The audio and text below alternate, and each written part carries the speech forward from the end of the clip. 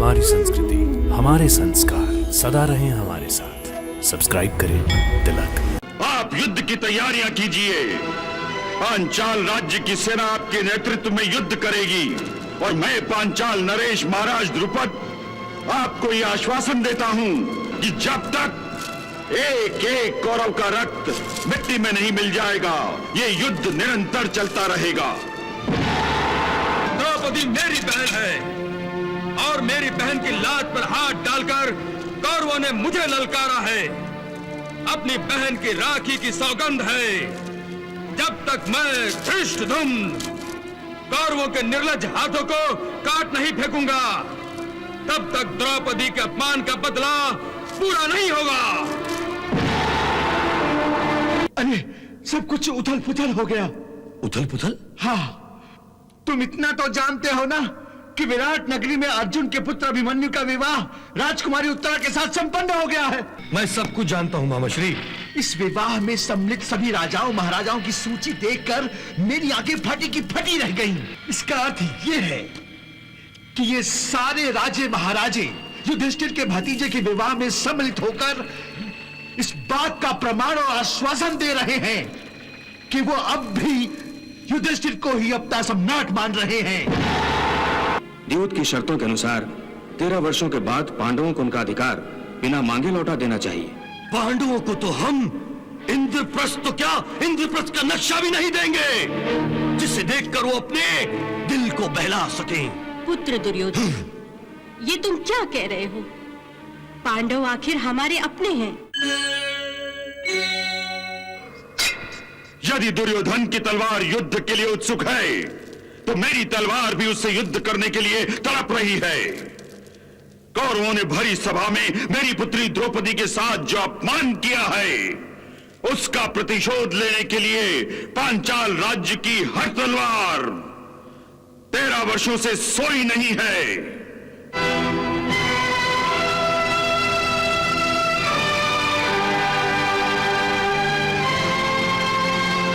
महाराज युधिष्ठिर, आप युद्ध की तैयारियां कीजिए।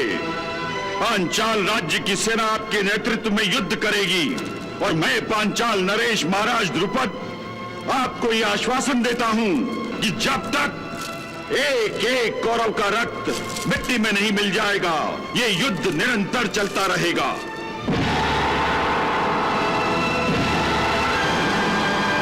द्रौपदी मेरी बहन है और मेरी बहन की लात पर हाथ डालकर कौरवों ने मुझे ललकारा है। अपनी बहन की राखी की सौगंध है, जब तक मैं धृष्टद्युम्न कौरवों के निर्लज्ज हाथों को काट नहीं फेंकूंगा, तब तक द्रौपदी के अपमान का बदला पूरा नहीं होगा। हाँ सम्राट युधिष्ठिर, दुर्योधन ने अपमानजनक उत्तर देकर यह प्रमाणित कर दिया है कि दुर्योधन आज भी वैसा है जैसा वो 13 साल पहले था। उसे किसी के मान सम्मान की चिंता नहीं होती। घमंड से अकड़े हुए कौरवों के सर जब तक युद्ध भूमि पर कटकर आपके चरणों में गिर नहीं जाते, वो किसी को आदर देना नहीं सीखेंगे।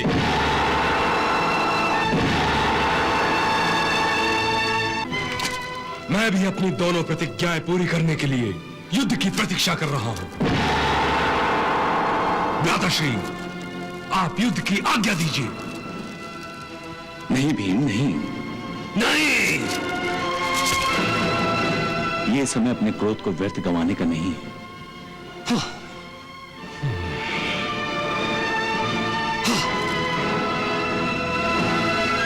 ये समय तो राजकुमारी उत्तरा और अभिमन्यु के विवाह का है। सम्राट युधिष्ठिर, विवाह टल भी सकता है परंतु युद्ध नहीं।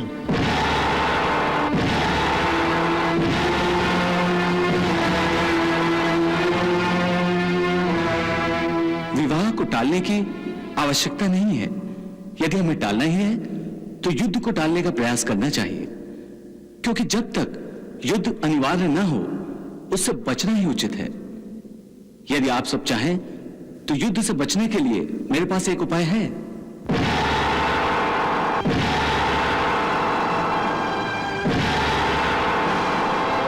वो क्या उपाय है मधुसूदन? शांति का प्रयास। मधुसूदन, विवाह के निमंत्रण पर दुर्योधन ने हमें भिखारी कहकर जो उत्तर दिया है, क्या उससे यह बात स्पष्ट नहीं है कि वो भ्राताश्री को सम्राट तो क्या राजा भी मानने को तैयार नहीं है? दूसरे शब्दों में वो हमें हमारा राज्य लौटाना ही नहीं चाहता है। फिर भी हम कौरवों से शांति की अपेक्षा करें, क्या यह उचित होगा? दुर्योधन के मन में जो खोट है उसका आप सबने बिल्कुल सही अनुमान लगाया है। दुर्योधन संधि के अनुसार पांडवों को इंद्रप्रस्थ वापस नहीं लौटाएगा। तो ठीक है, पहले विवाह हो जाए, इसके बाद हम अपनी मांग लेकर दूत को हस्तिनापुर भेजेंगे।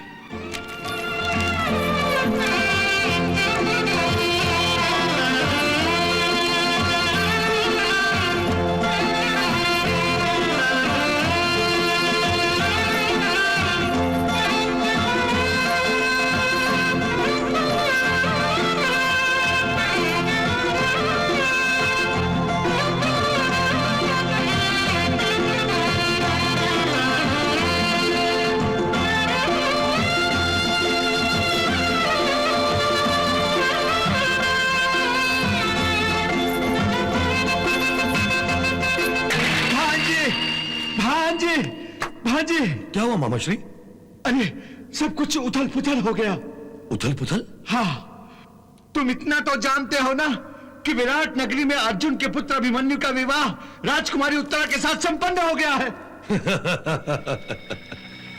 मैं सब कुछ जानता हूं मामाश्री, सब कुछ जानता हूं, परंतु आप क्यों अपनी बुद्धि उन बुद्धू पांडवों के ऊपर खपा रहे हैं? हाँ? भांजे, इस विवाह में सम्मिलित सभी राजाओं महाराजाओं की सूची देखकर मेरी आंखें फटी की फटी रह गईं, जबकि हमने पांडवों को भिखारी कहकर उन्हें घास तक नहीं डाली थी। भांजे, इतना तो तुम समझ ही रहे हो ना। इसका अर्थ यह है कि ये सारे राजे महाराजे युधिष्ठिर के भतीजे के विवाह में सम्मिलित होकर इस बात का प्रमाण और आश्वासन दे रहे हैं कि वो अब भी युधिष्ठिर को ही अपना सम्राट मान रहे हैं। भांजे, अब इन वनवासी पांडवों को निर्बल समझना बहुत बड़ी भूल होगी। हाँ। मामाश्री, आप व्यर्थ ही चिंतित हो रहे हैं। पांडव चाहे जितने बलवान हो जाएं, उनका बल हमारे छल का सामना नहीं कर सकता। हम छल कपट के साम्राज्य के सम्राट हैं, सम्राट। हाँ, और सदा ही हम सम्राट रहेंगे मामाश्री। भांजे, इस भ्रम में तो रहकर दशानन रावण भी मारा गया था।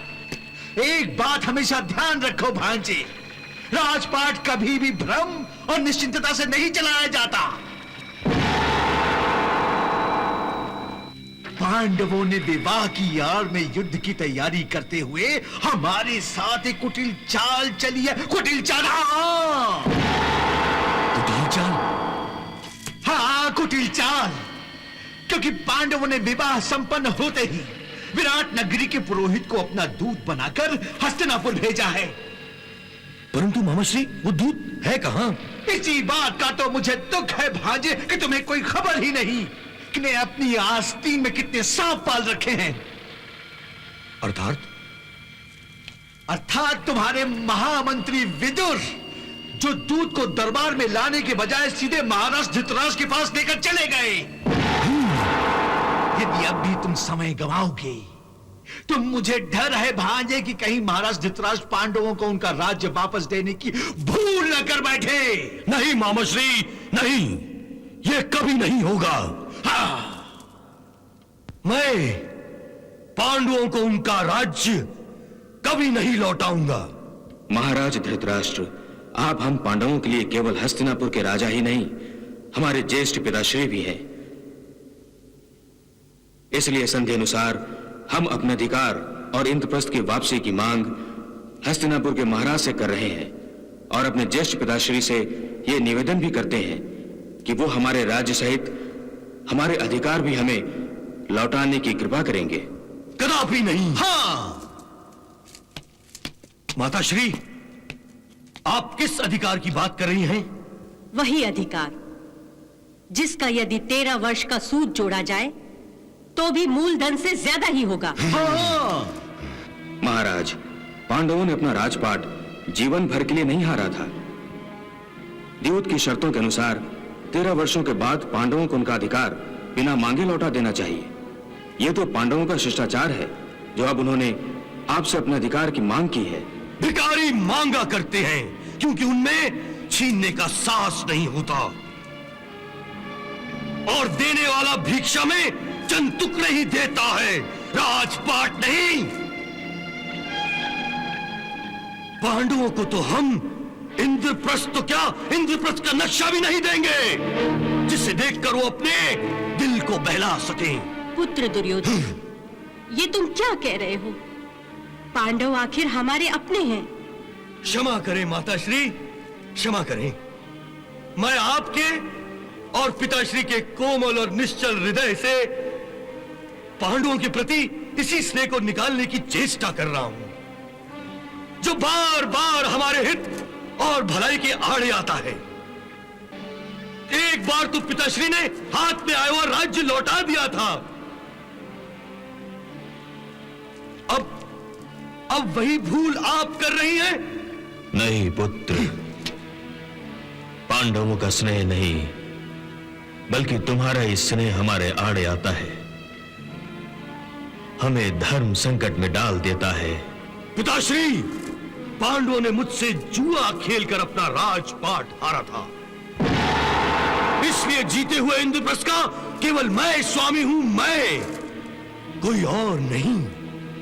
यदि उन्हें इंद्रप्रस्थ चाहिए तो वो मुझसे मांगे, परंतु मैं इतना मूर्ख नहीं कि भिखारियों को राजपाट दान करता फिरूं। यदि पांडवों में साहस है तो उन्हें मुझसे युद्ध करना होगा।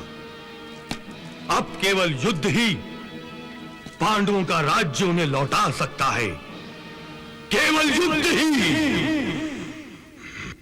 युद्ध युद्ध युद्ध, अब केवल युद्ध ही होगा और कुछ नहीं।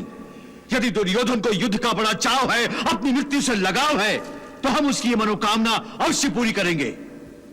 हाँ, हम उसके युद्ध की ललकार को स्वीकार करते हैं। दूध भेजकर हम अपना बहुत अपमान करा चुके हैं, परंतु अब ईंट का जवाब पत्थर से देने का समय आ गया है। कौरवों से हम अपने एक एक अपमान का बदला लेंगे। भीमसेन ठीक कहते हैं, दुर्योधन बातों से सीधे रास्ते पर आने वाला नहीं है। हमने शांति से पांडवों का अधिकार मांगकर बहुत शिष्टाचार निभा दिया, परंतु दुर्योधन शिष्टाचार की नहीं तलवार की भाषा समझता है।